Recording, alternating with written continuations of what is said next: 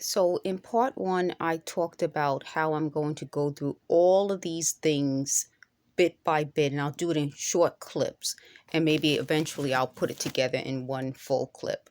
But I'm going to start off with the book that my professor had my name in and my likeness.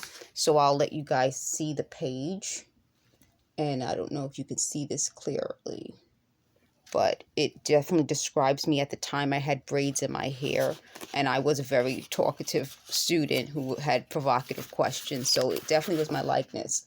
And I would have appreciated if I had been asked for my first name and likeness to be used.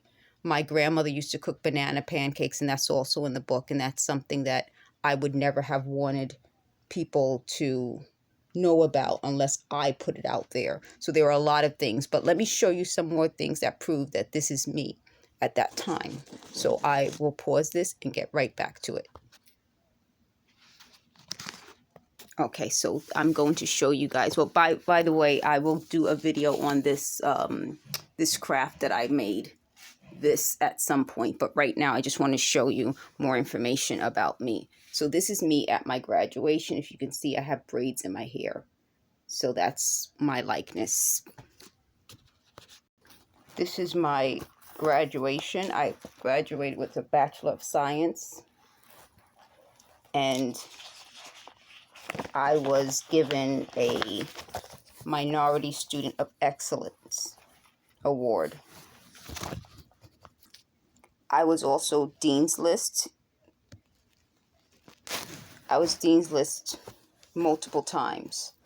So the reason that matters is because I wanted to go into a career in law, and I ended up going into a career in sales.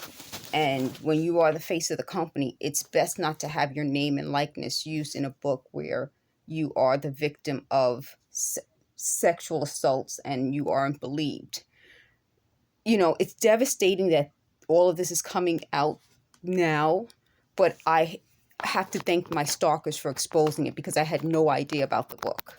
And the reason it came out was because they were taunting me, thinking that I was not just my name and likeness, but the situation was my situation.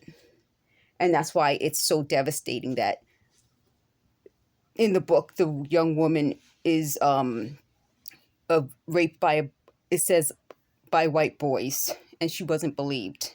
That didn't happen to me.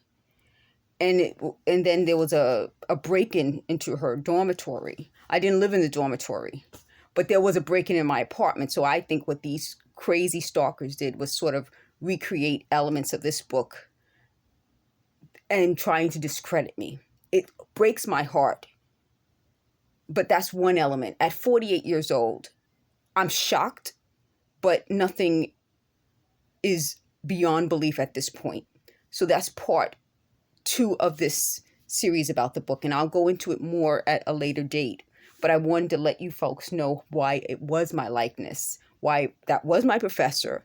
I was a talkative student, which I thought the professor enjoyed. I do make banana pancakes. My name is Shamega. And I did have braids in my hair at the time. And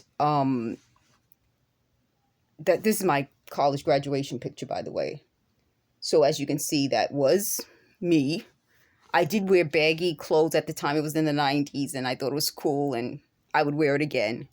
But again, it breaks my heart that this is how this had to come out. But this is just one element of the stalking.